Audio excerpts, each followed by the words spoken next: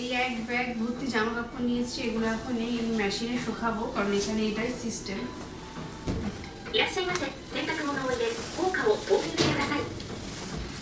অনেক রয়েছে,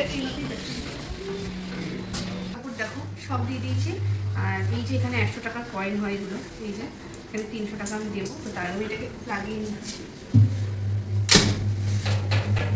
আর পুরো জমে গেছে ঠান্ডা, দেখেছো যেই টাকা দিলাম সেটা চালু হয়ে গেছে। আর একটা টাইম পরে এটা বন্ধ হয়ে যাবে, তো তারপর আমরা নিয়ে যাবো। আর যদি আমরা সেই টাইমের পরে নাও আসি তার জন্য কিন্তু কোনো ফাইন হবে না। হ্যাঁ, এটা যতক্ষণ ইচ্ছা এটা থাকতে পারে, কোনো অসুবিধা নেই, টাইম মতন এটা শেষ হয়ে যাবে। তোমাদেরকে তো দেখালাম যে ওইখানে জামা কাপড় শুকাতে, এবার ডিস্টেন্সটা দেখাই। এই হলো আমার বিল্ডিং, মানে এই বিল্ডিংয়ে আমি থাকি।